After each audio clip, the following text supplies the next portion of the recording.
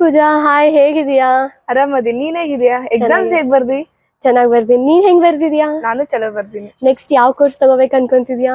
ಗುಂಟೂರಲ್ಲಿ master mains ಕಾಲೇಜಲ್ಲಿ ಓದ್ಬೇಕಂತ ಅನ್ಕೊಳ್ತಿದ್ದೀನಿ. ಯಾಕೆ ಗುಂಟೂರ್? ನಮ್ ಕರ್ನಾಟಕದಲ್ಲಿ ಬಹಳ ಇನ್ಸ್ಟಿಟ್ಯೂಷನ್ಸ್ ಇದಾವಲ್ಲ. ಬಟ್ ನನ್ ಗೋಲ್ CA ಆಗ್ಬೇಕಂತ. ಅದರಲ್ಲಿ ಮಾಸ್ಟರ್ ಮೈನ್ಸ್ ಅಲ್ಲಿ ಫೌಂಡೇಶನ್ ಟು ಫೈನಲ್ ತನ ಒಂದೇ ಕಡೆ ಮುಗಿಸಬಹುದು. ಅದಕ್ಕೆ CA ಅಲ್ಲೇ ತಗೊಳ್ಬೇಕಂತ ಫಿಕ್ಸ್ ಆಗಿದ್ದೀನಿ. ಹೌದಾ?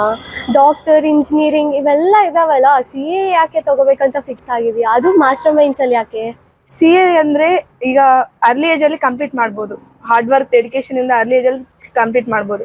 ಹಾಗೆ ನಮ್ಮ ಕಸಿನ್ 21 ಇಯರ್ಸ್ ಏಜ್ ಅಲ್ಲಿ ಕಂಪ್ಲೀಟ್ ಮಾಡಿಬಿಟ್ಟು ಈಗ 1.5 lakh ಸ್ಯಾಲರಿ ಜೊತೆ ಹ್ಯಾಪಿಯಾಗಿ ಲೈಫ್ ಲೀಡ್ ಮಾಡ್ತಿದ್ದಾರೆ. ಹೌದಾ? Nice. I suggest you also to take CA. ನಾನು CA ತಗೋಬೇಕು ಅನ್ಕೊಂಡಿತಾ ಇದ್ದೀನಿ. ನೀನು ಹೇಳಿದ್ಯಾದ್ರಿಂದ ಮಾಸ್ಟರ್ ಮೈನ್ಸ್ ಅಲ್ಲೇ ತಗೋಬೇಕಂತ ಫಿಕ್ಸ್ ಆಗಿದ್ದೀನಿ.